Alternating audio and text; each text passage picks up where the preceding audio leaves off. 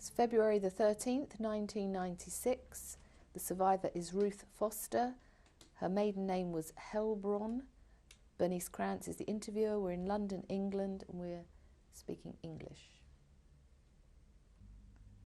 My name is Bernice Krantz. It's February the 13th, 1996. I'm conducting an interview with Ruth Foster, and we are in Winchmore Hill, London, England. Can you please give me your name and spell it? My name is Ruth Foster, R-U-T-H for Ruth, Foster, F-O-S-T-E-R. My maiden name is Heilbronn, H-E-I-L-B-R-O-N-N. Right. Did you ever have any other names? I was married under the name Freudenheim, F-R-E-U-D-E-N-H-E-I-M. My husband changed his name by deed poll to Foster. Can you please give me your birth date? My birth date is the 14th of November 1922. And your age now? My age? Just in case I can't work it out. My age is 73. Right, and the city and the country that you were born in? I was born in Lingen. It's a small town on the Dutch border of Germany, L-I-N-G-E-N, and the country of Germany. Right. Can we start by talking about your early childhood? My childhood was very happy. I was an only child, rather spoiled. My parents were very comfortable financially. They were Orthodox, but on the other hand, rather liberal and assimilated. Right. Did you have grandparents living I in had your only town? two grandmothers living. One lived in Holland and one in Germany, very near to Lingen. Which was my father's mother, and my grandmother from mother's side lived in Holland. Did you see much of them? Every second Sunday we saw the grandmother who lived near us, my father's mother, and the grandmother the other grandmother we saw during the summer holidays, sometimes Christmas time and so on. Were there many Jewish people living in your town? In my hometown there were 20 Jewish families, 100 souls. Right, so you all lived close together? Yes, we were sort of scattered in the town. And there was a synagogue? There was a small synagogue, yes. And We had no rabbi, and also no religious. We had a small Jewish school, and a Hebrew teacher came twice a week on Wednesdays and Sundays afternoons, which we detested, of course. And my father was the president of the synagogue for about 20 years. So did he take services? No, somebody else took the service, one of the congregants. And I have very happy memories of the Jewish holidays, when my father wore a top hat, and with the top hat he went through the streets, you know, to the synagogue. And the people knew it. It was a Jewish holiday, and the Jews celebrate. They go to the synagogues, they wear top hats and so on. All the Jewish men, you know, who were on the committee and so on, they wore top hats, and it was quite festive. And very special. Very special. Yeah. What about school? About the Jewish people, they were very happy in this town and all made a comfortable living. Mm. I went to a German school. It was an elementary school at first. You start in Germany at the age of 7. And when I was 11, I went to the gymnasium. I was at the gymnasium until 1936, when there was a universal rule in Germany. A law was passed that no Jewish scholars could attend any more German schools, no gymnasiums, no universities. So how old were you at that point? In 36 I was 14. And my mother didn't want me to stay at home, so I went to an aunt of mine, a sister of my father, who had a very big estate, an enormous estate. They were horse dealers.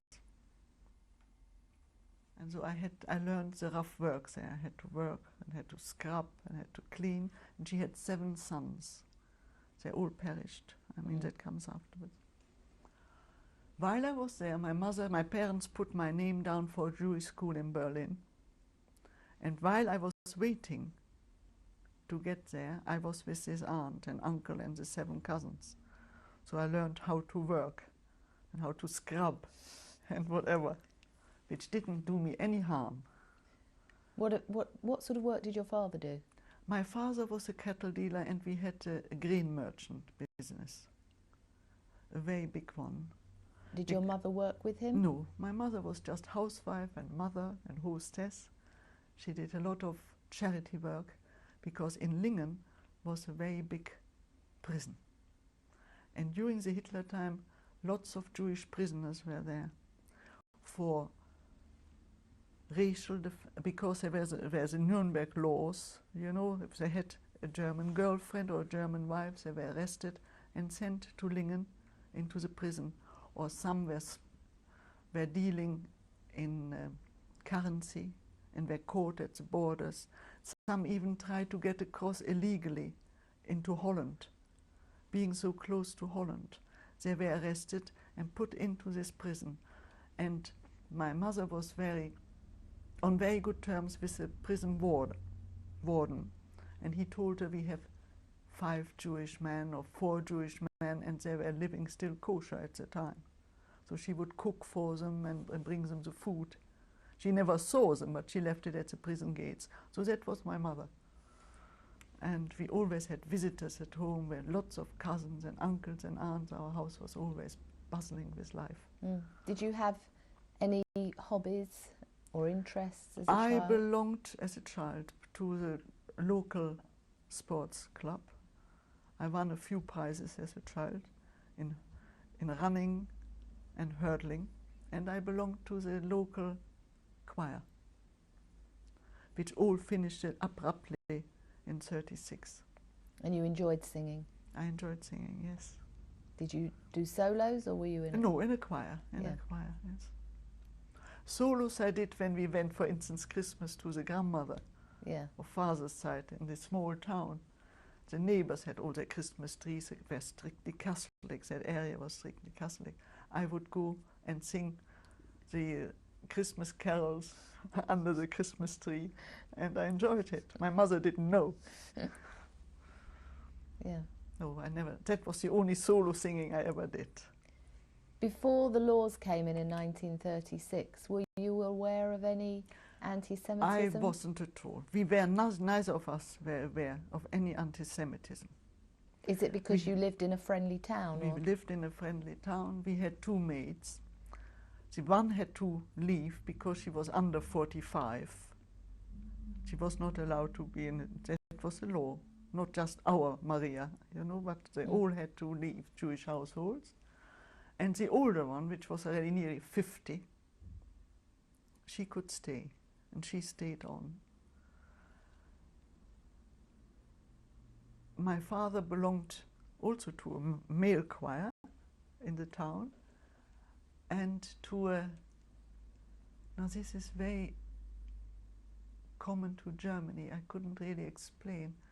They call it Schützenverein, like a rifle, you would say a rifle club, but only the eldest of the town and the people who could afford to belong to it belonged to it. So it was quite elitist? It was quite elitist, and twice a year they chose a king. That was a Schützenkönig, the king. So one year my father was a king, and I had a cousin of mine had still a picture where he was on the horse in his uniform, you know, proper German, even so at heart very, very Jewish and very Orthodox. We had a very Orthodox household, and so much so that my mother didn't never touched the meat or anything in the camp or in the ghettos. Yeah. My father was more liberal where that was concerned. So although he was very Jewish, he was very patriotic as well? He was patriotic. He served as a soldier in the First World War.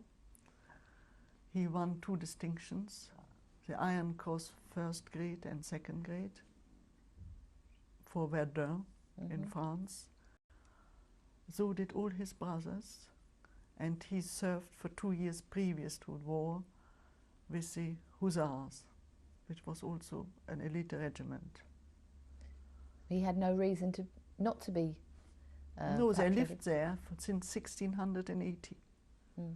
As I said, it's amazing that they didn't integrate in the German society more. I mean, intermarriage and so on, that was out. Mm. They just, and as you see on one of the memorial stones in Lengerich, where my father came from, they were only Heilbrons since 1680. Yeah, quite amazing. So what was the first signs of... The first sign was that in the gymnasium we had a very nice head mistress.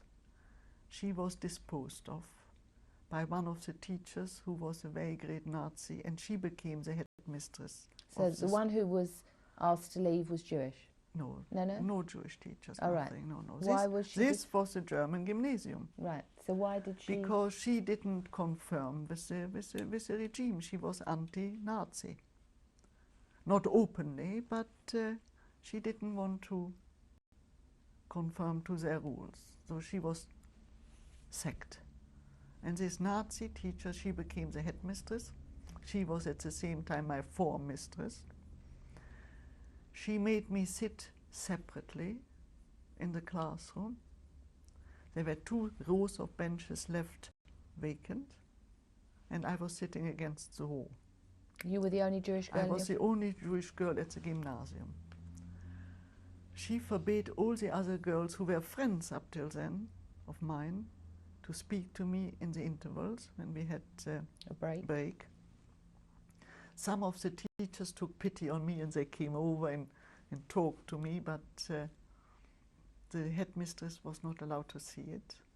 And then in 1937, I had to leave the school. Like I said before, all Jewish scholars had to leave universities. How did you feel when they made you sit at the back of the class?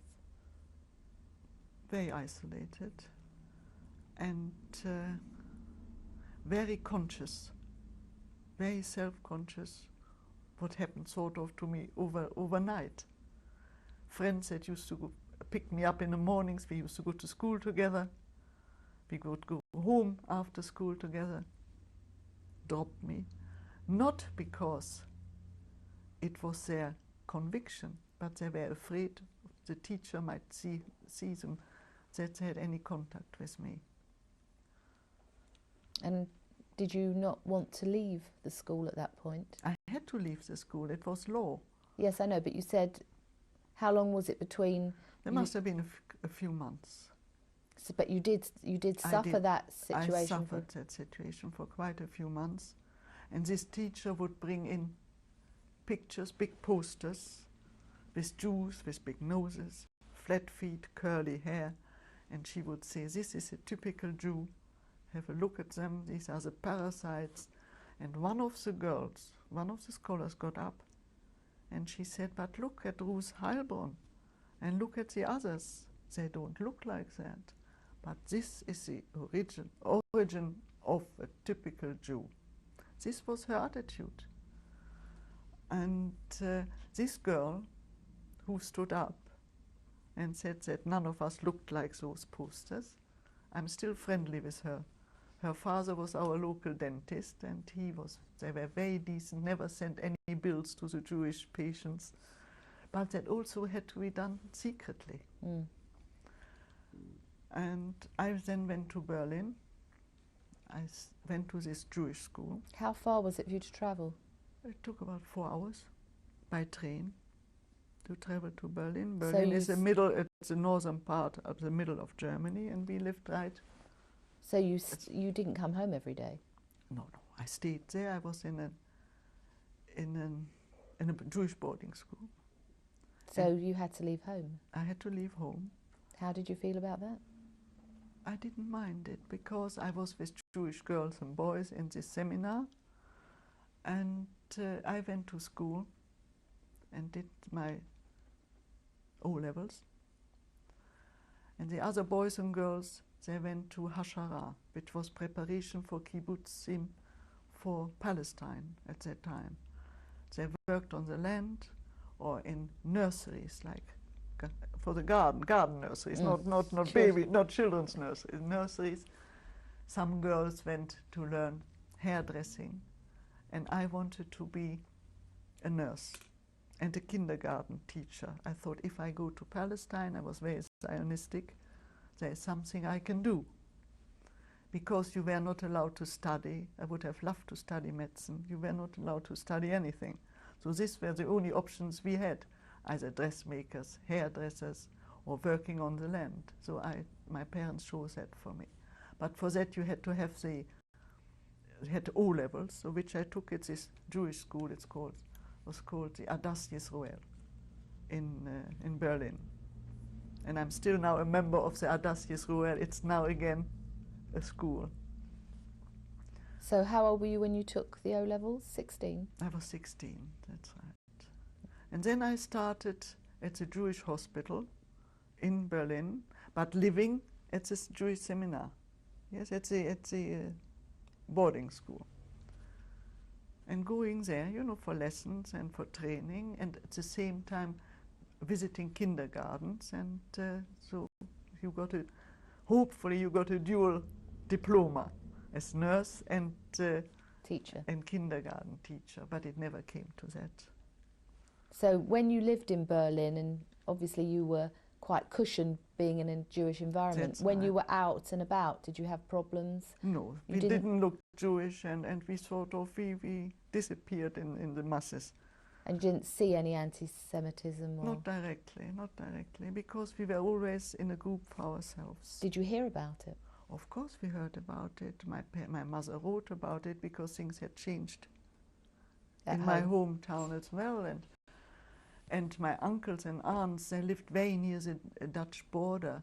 The Jews had to be evacuated just before the war broke out, in case there were spies, and they lived under terrible conditions, these uncles and aunts. They went to bigger towns, so they had to leave everything overnight, and so I knew what was going on. And in other towns, Jewish families had their windows broken every night. Not sooner did you have them repaired and stones flew through them again. And lots of atrocities went on. And my father's business and everybody else's business came to a standstill because people were afraid to deal with Jewish people. And it was then very hard. Financially it became very, very hard. But we still stayed in our house, and people came who tried to flee over the Dutch border. You know, my parents took them in, you know, Jewish people from other parts of Germany. They tried to, at night, to cross the borders, and they waited for a few days until it was convenient for them to slip across. And my Was it parents difficult to cross the border? Very difficult. Very few made it. They got arrested and were sent to this prison in my hometown. So it was quite... In Berlin, we didn't notice it so much. We were in an enclave. I was amongst Jewish boys and girls, and when you are young, you don't feel it if it doesn't sort of touch you directly. It touched my parents, of course, because financially and morally, it was very neighbors who were good to us, and friends in the town. They ignored us. They had to ignore us, you know, and it was very, very hard to accept it. See, where, for instance, in Berlin, I was a stranger. I could go in a shop and up to a certain time still. But They didn't know you were Jewish? They didn't know who we were. But this changed again in 1938, in November 38, when the Kristallnacht came. We didn't know anything. We heard that the synagogues in Berlin were burning. And I had a telegram from my mother, come home as soon as possible. Father has been arrested and the synagogue has been burned down. So I was 16 at the time, yes, 16. I just 16 and on the 14th of November, and this was the 9th, so I would have been 16. I came home, and my mother and all the Jewish women were in a terrible state. All the husbands had been arrested and been sent to Buchenwald.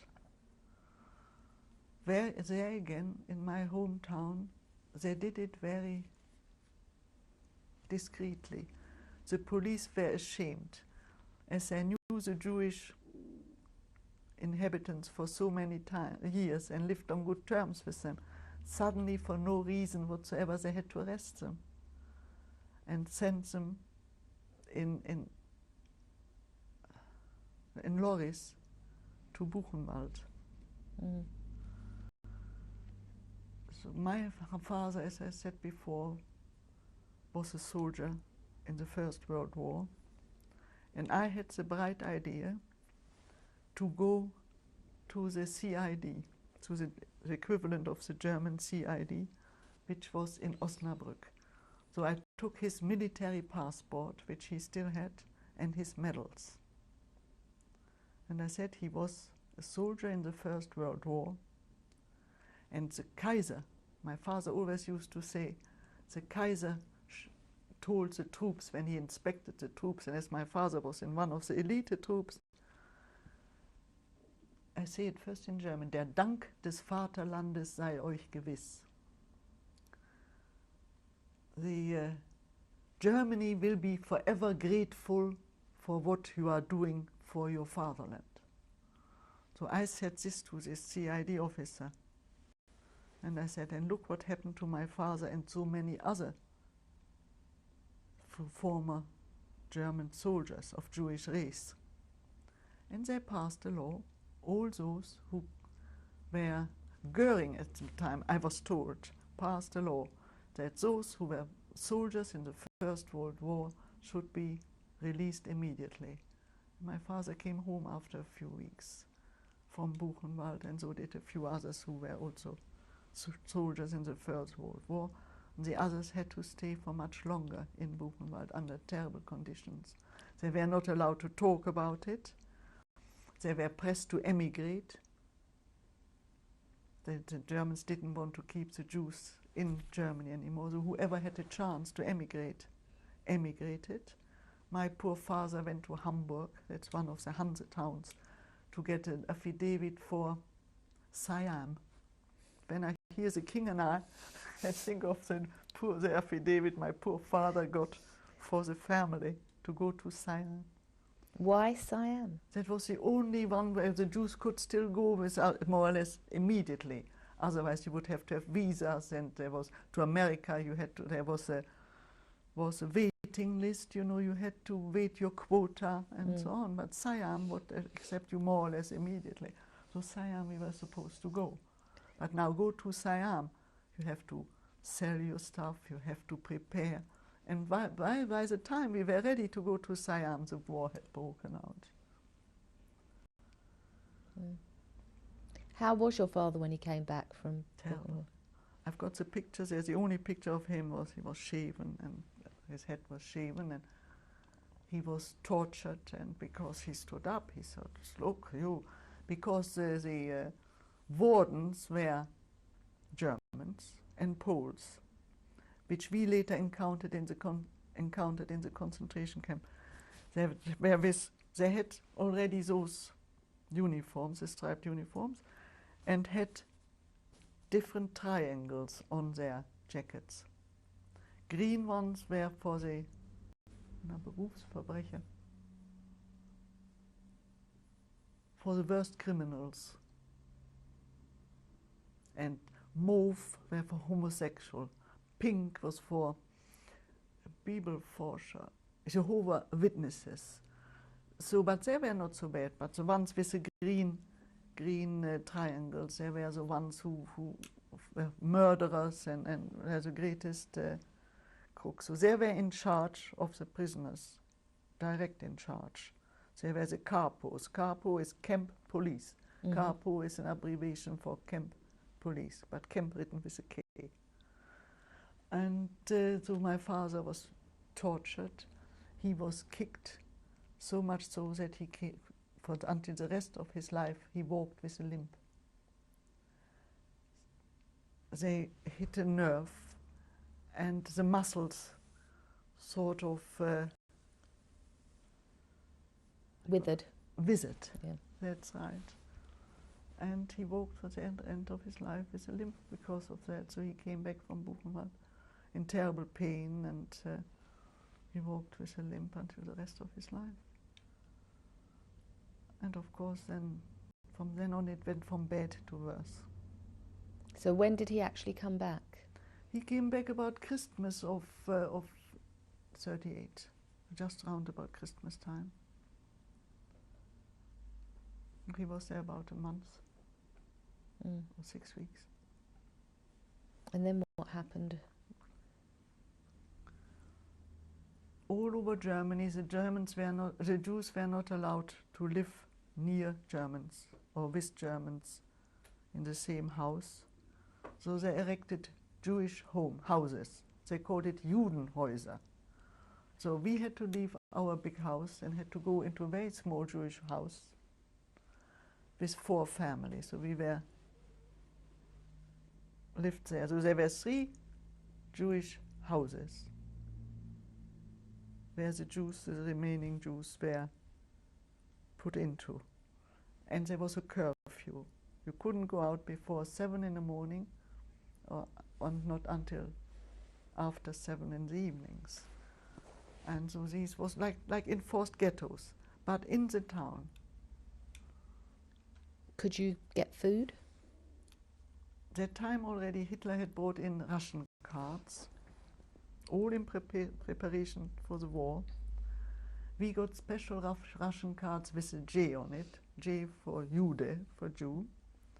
And only certain shops were allowed to sell to Jews. But as we were very well known, farmers would bring us food at night, put it over the fence, and the local bakers would send us food, bread and so on, so much so that my mother was able to make parcels to send to her brothers and sisters who were living in the big towns and under great hardships. So it was morally very, very bad. But at that time, physically, not so bad. We had to eat, and we were together. We knew where we were. You know, we knew that the uncles were there and the cousins were there, and my grandmother had died in the meantime. Both grandmothers had died in 33, one in 33, one in 34.